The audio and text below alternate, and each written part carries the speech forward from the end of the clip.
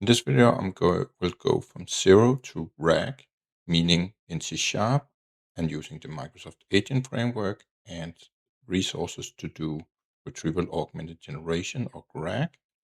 I will go from having no provider, no vector store, and no source code, and build a full agent that does the RAG. If you don't know RAG yet, I will definitely recommend that you stop this video now and see the video I've linked in the description called What is RAG? But if you're already there, let's go in. Because when we do RAG, we of course need to do the prepare of source data, embed the data, create a search tool, and build an agent. But before we can do those steps, we of course need to choose an embedding provider and a vector store provider. And we have multiple options. I have the most common here for a Microsoft developer, either Azure OpenAI, or Google. There is, of course, others, but we will cover these three in these series of videos. And in terms of vector stores, there are even more. We can do it in memory. We can do it with SQLite. We can use it with Azure AI Search, SQL Server, or Cosmos DB. But again, there's multiple more. In this video, which is the first of a series, I will cover Azure OpenAI with in-memory. And then there will be videos about how do we do it with SQLite, Azure AI Search, SQL Server, and Cosmos DB. And we will also see how to use OpenAI directly and Google instead.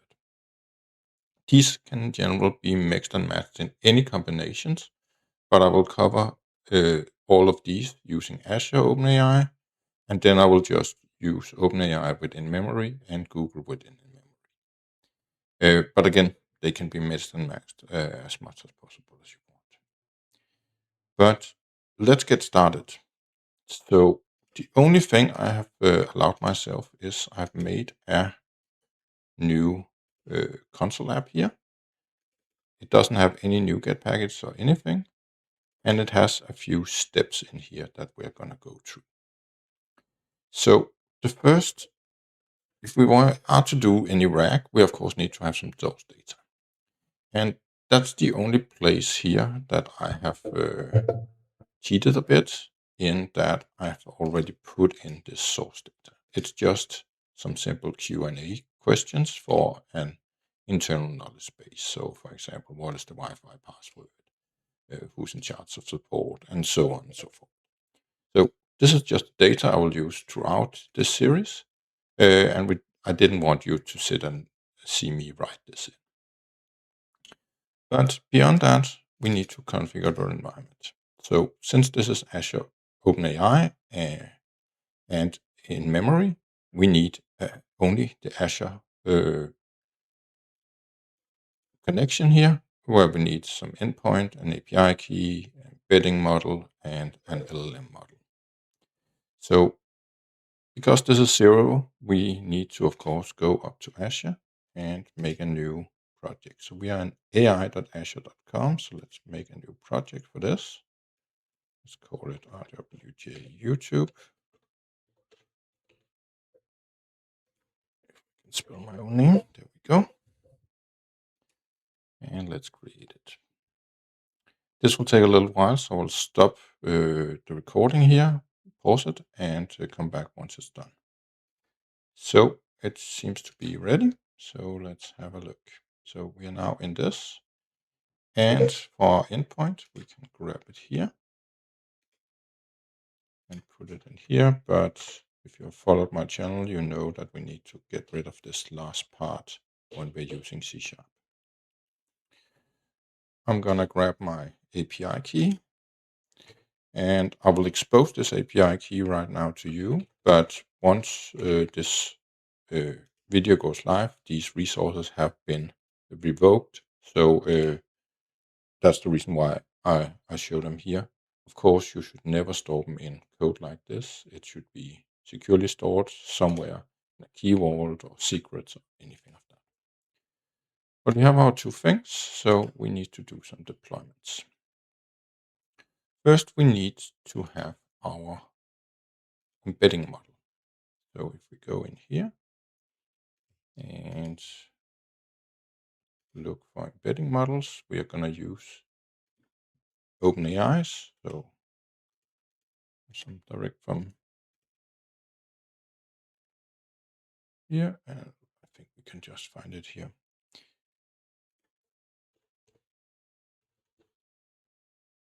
So in general, OpenAI have three embedding models. They have their old text embedding Ada 002, and then they have their newer embedding 3 small and embedding 3 large. These all depends on how many dimensions the embedding can have. Ada 002 and small here is 1536, while this one can go higher. Many vector stores cannot go beyond 1536, so I tend to stay with this one.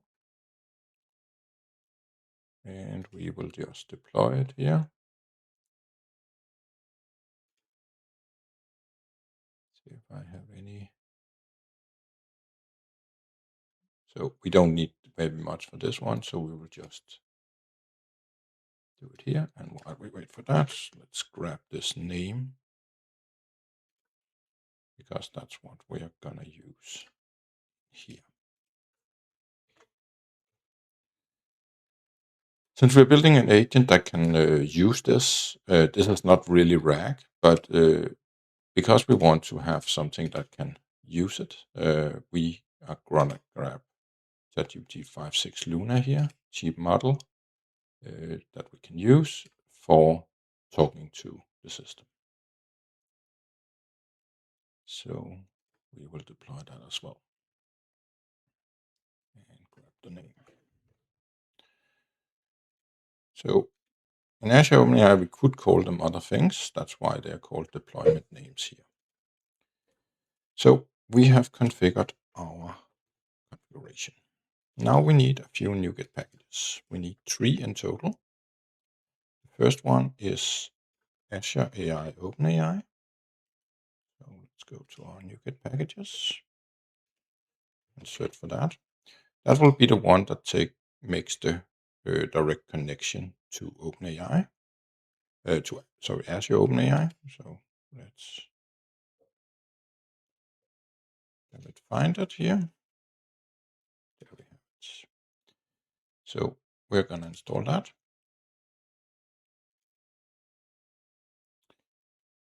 Second we need is the Microsoft Agent Framework in order to build the agent. Again, not required for the embedding itself, but we're going to install that as well. And the final one we need,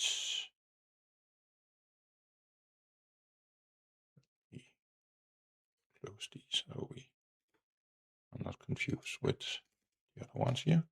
The last one is something called community toolkit.vectordata.inmemory. And we will go in and see a little about this, because that doesn't sound really Microsofty, but it actually is. These are from Microsoft. They're part of the .NET Foundation, and these packages are depending on the Microsoft extension Vector Data, which is the common set of tools. This one, we see that's the in-memory, but we can see there's various different vector stores. Some of them we are going to cover. Others I will let you look on your own, but you can see, for example, there's something called Quadrant, Azure AI Search, the Postgres one, the Redis one, and so on and so forth. Again, we will cover in memory in this and a few of the others in other videos. So this one is the community toolkit, which is the place where Microsoft have put their implementations, but others can also implement Microsoft extension Vector Data if they want to, including you if you wish to build something for a specific data store. We're going to install this one. And now we have our tree system. So we're done with step 3. The next thing is we need to build an embedding generator. The way we do that is that we are gonna new up our Azure OpenAI client. So we say new Azure OpenAI client. We're gonna give the endpoint we made the Azure endpoint, and it also needs an API key. So this is the normal Azure AI client that we're also going to use in our agents, and we're just going to call it client. The client, we can just get an embedding client here where we need the model. So we had our embedding model deployment name that we just made the text small up here. And we can say as embedding generator. This is a generic version of different embedding models having different generators. Google having another one, but this is the generic one in C#. And we're going to turn that into something called an embedding generator. It will always be an embedding generator of string embedded float, which is the normal stuff here. So we have that in place, and we can work with our embedding generator. Let me move this so you can better see it. Next up, we have a model up here that is just called my data entry, which is something here. But in order for us to put it into a vector store, we need a vector model instead. So down here, we're going to make a public class vector model. We can, of course, call it whatever. But let's just call it this so it's easy for us to see. And in here, we need a required ID. And I tend to make the ID string because I know that all the different vector stores support strings. Some of them also support grids. Some of them support integers as IDs. But since string is the one that works for everything, I tend to use that. And in order for the vector store to work, we need to tell that this is a vector store key. Then we need to make our additional metadata fields, the things we're going to save in our vector store, which is not the vector, but what the vector is based upon. So we're going to make a new property here, a required one, again for string, that can hold the question of the my data entry up here. This one we are going to tell is a vector store data. And it has a few additional options. So, for example, if it should have an index on it, and if you want to have it be called something else in the vector store itself. For example, in a SQL server, it would end up with the name question. But if you wanted to have it be something else as a column in a table, we can give the storage name. For me, I don't want to. So I'll just do this. And then I will put in my answer here as well. So I have my question and answer, and then I need to have my vector. So a vector should just be of empty string in this setup because behind the scenes it will turn it into a real vector. But we can just make a property. We make it nullable string here, and we just call it vector. This one should not be just a get set because you can't set the vector. It's the vector that we generate. So for that reason, we'll simply go in and say, this is actually a thing that is built up. So each of the vectors will have some kind of structure. I tend to put an XML-like structure in it. So this is a knowledge base. So I will build some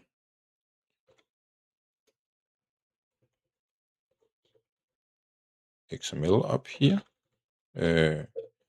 Again, it's XML-like. It doesn't need to be correct XML as such.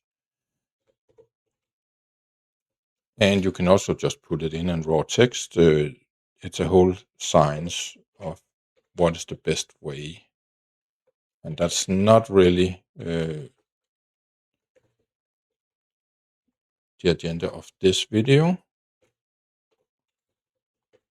But I'm just doing what I normally do, which is, again, XML-like. So we're going to make it that we have the question and answer.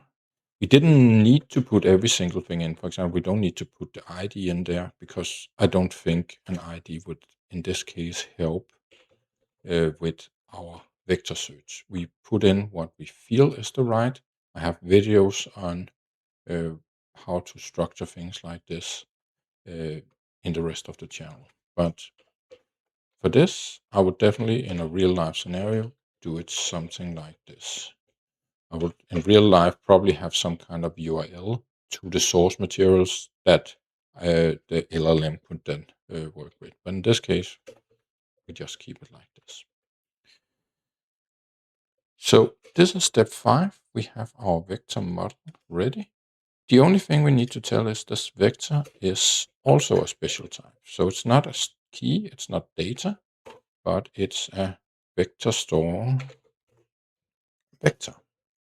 And here we need to tell how many dimensions our embedding generator is creating. So that's 1536. That's a magic number in vector store magic. But sometimes it's double that, sometimes it's half of that, all depending on what your vector store can handle and how it's set up. You can also see there's different other things like distance functions, if it's cosine or negative cosine. There's lots of different distance functions, index kind, that can control. But if you don't specify them, the vector store will choose for you which its optimal things. So I think if you need to set these, you definitely know more than what this video is about anyway. But we now have our model.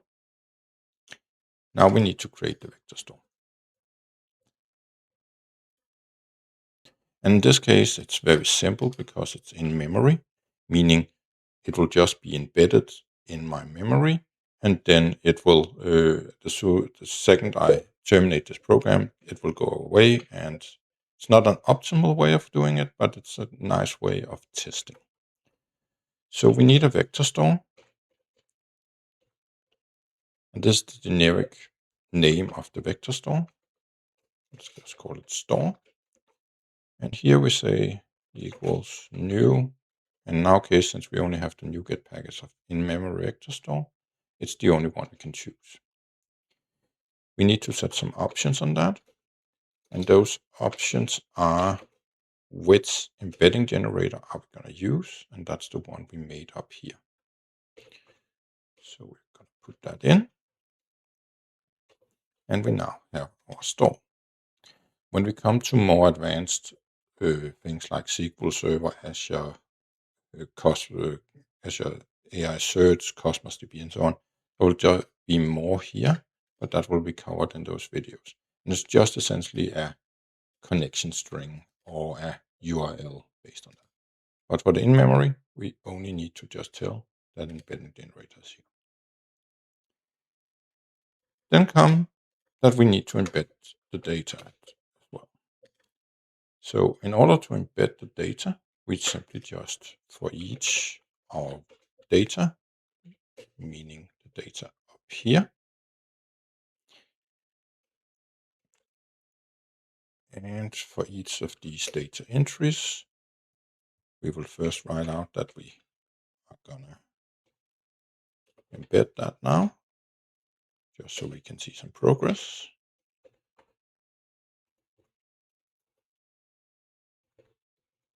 So we are embedding the question.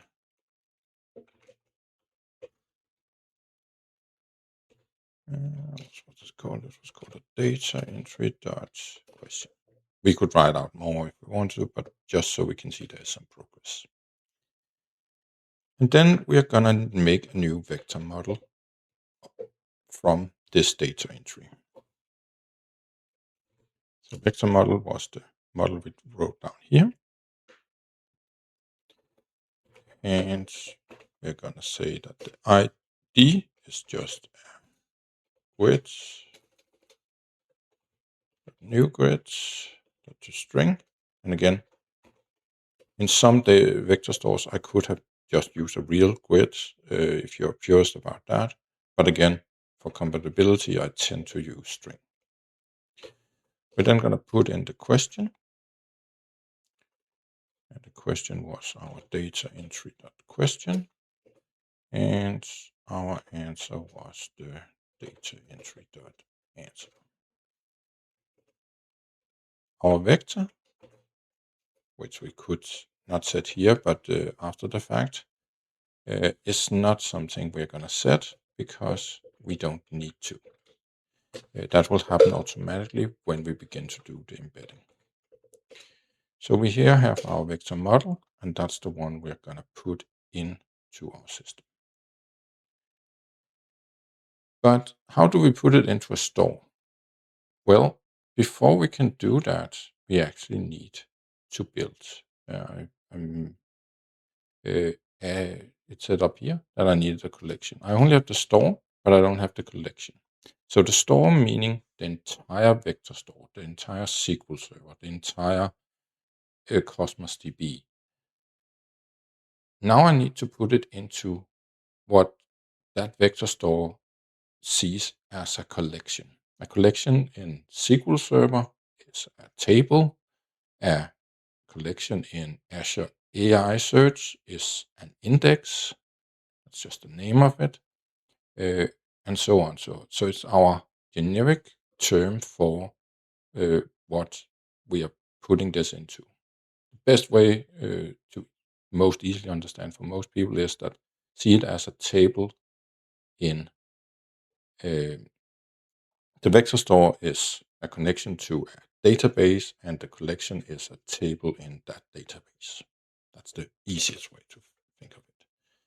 But what we need to do is we need to take our store and say get collection. And that store needs to fit our model down here. So it needs to tell what is the primary key and what is the object itself. So in our case, it's a string of vector model. And in here, we need to tell a name, meaning a table name, an index name, and so on. So let's just call it my collection. And when we get this back,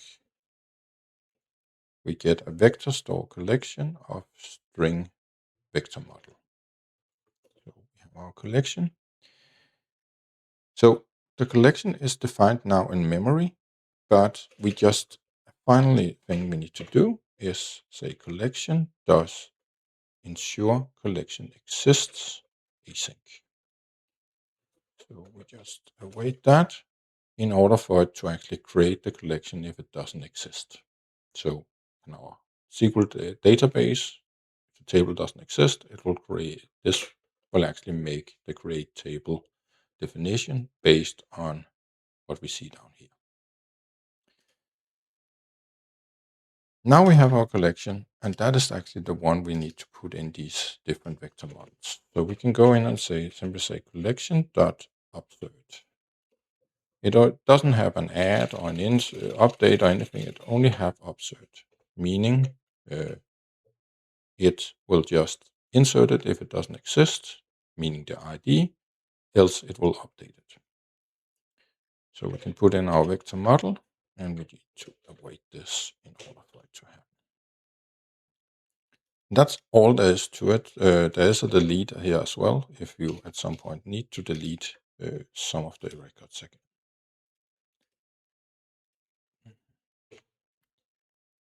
So that was step 7. Now we essentially could run this and we would be ingesting data into our vector store. All this code up here is normally something that will happen on a schedule, a nightly thing, a webhook or something, and it will not be something you put next to what we are about to write, meaning the usage of it. In the usage, we will still new up the collection, but we would not put anything into it on the fly. So what I'm trying to say is you often have some kind of background program that puts data into your vector store, and then you have a program that uses that vector store. In this case, because we are going from 0 to the entire thing, we'll put it just after the embedding. So what do we need to do? We need to build a tool. And this is just a normal AI tool like we have done in all the other cases. So we want to build a tool that gives back a string. And we want to call it, should we call it? Let's call it search rank.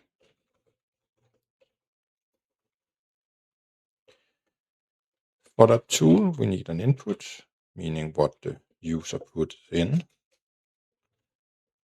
to the chatbot or whatever is going to use the tool. And because some of this will be async, I will just put in async here and make this a task, just like normal C#. Here I'm just making an inline method here, but of course it could be out in a class by itself, being the tool. But here it's just easier for me to put it here. But you're in no way limited to put it like this. Then we're gonna make a string builder.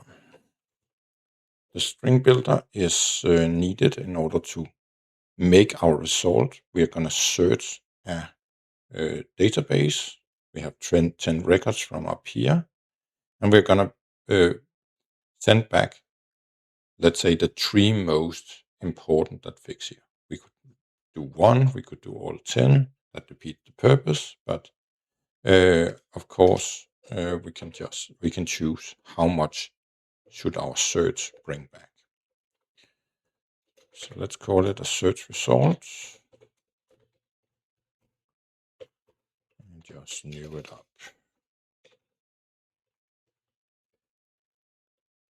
And now we're going to use our collection again, because yes, we can insert and stuff, things like that, but we can also search in it. And what we can search for is, you can see it's a T input. That's because it can either be a vector, raw vector, because when we do this, we don't really do the vectorization ourselves. That happens because we put in this embedding generator. But essentially, we could have been having a vector here instead, and then we could have sent in that instead. In the same way, when we search, we actually search via a vector, but because to make it easy, the Microsoft extension vector data have made that you can also just put in your input, and it will vectorize it on the fly and then do the search. So we search, we want to have the top 3 of them, and we can put in some options that can make further where clauses if you see it as a where clause in the search here. But we will just make our search, and this will give us back a weight for each, meaning a result, meaning we'll get 3 results back because that's how many we set here as we wanted back. So it will give back the 3 most similarity searched vectors or records of these as we fit our input. And here we're just gonna make our search result append a line. And again, how you send it back here, you can define. In my case, I will just do something simple here and say result result.record.question and answer result.record.answer. Could also be a XML-like structure, a JSON-like structure, all depending on what you feel is the right way to do. We're then going to return our search results, string, and I'll set a breakpoint here for when we do the search. But that was step 8, building the search tool. Now let's go to the final step and making our normal AI agent. But this should be fairly trivial to those who have tried this before. I'm going to use the response client, and in order to use that, I need to put in this pragma around it because it's still in preview. But I tend to like using that because the newer models can work with it. We need an SAI agent where we're gonna tell the deployment name so it knows which LLM we're gonna use, and that was our ChatGPT 5.6 Luna up here. And then we're gonna give it the tools. So we are gonna take our method up here and turn it into an AI tool. So that is the AI function generate factory here, and create it. And we're gonna give the delegate of our tool, so our search rack here.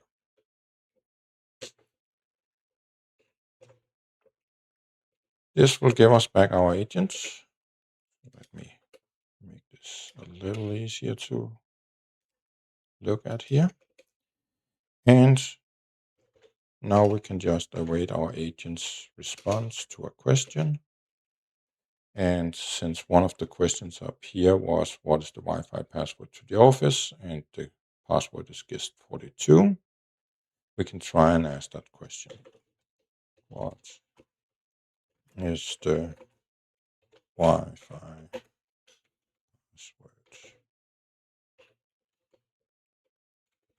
And again, I'm not writing exactly the same because this is vector similarity searches and not just a where clause.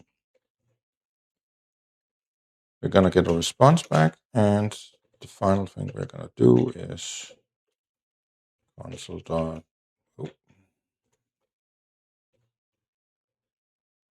write line of that response, just like we have done so many times in the previous things. So now I've written all the code. We could have run a little at the time or along the way, but let's have a look. Let me set a breakpoint and let's see what happens.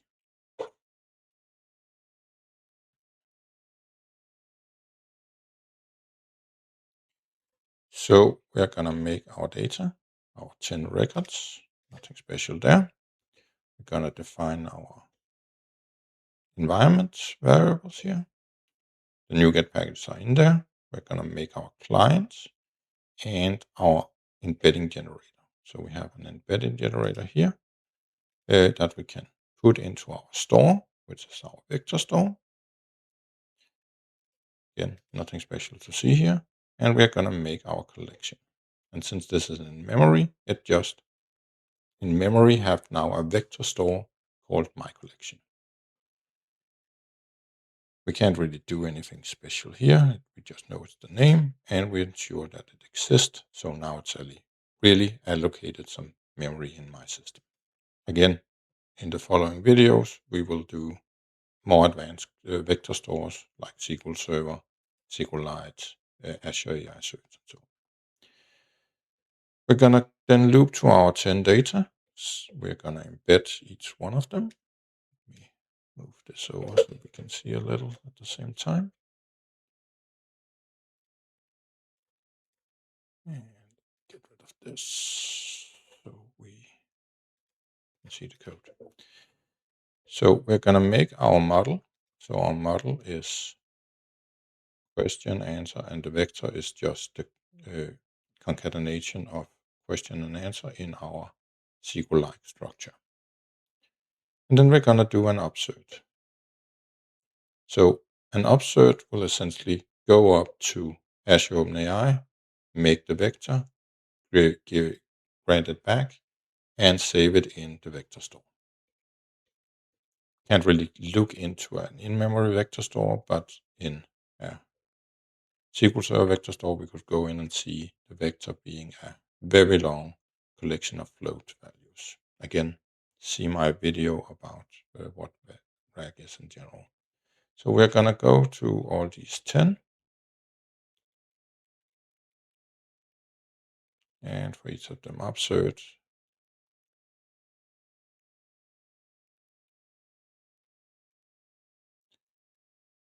We're then going to use our search tool, which we just put in, and you can see I've set a breakpoint here whenever we search. Let me also set one here. We're going to build our agents that have our tool, and we're going to ask, what is the Wi-Fi password? When we ask that, AI will say, I need to ask my tool. It will say, what is the Wi-Fi password? It will search for that, give back the 3 most records. The first record hopefully being our what is the Wi-Fi password to the office, while the 2 others are probably not valuable to us. But since the word office was here, this is the second one that was closest to that in vector space, and this is the third one. So we're essentially just giving the LLM this extra information as if we were to give it in the prompt or the system information. And based on that, it will do its response that the Wi-Fi password is guest42. And that's actually everything there is to it. We went from absolutely nothing, not even having a Azure AI research, deploying those models, writing the code. And yes, this is just a sample, but in real life, you will just have more data here and use a non-in-memory, but SQL Server, SQLite, Azure AI, Cosmos DB, or any of the other vector stores. And the embedding itself might happen via Google Gemini instead of OpenAI. That's what we're covering in the other videos that are the companion videos to this. But for now, thank you for attending and see you in the next one.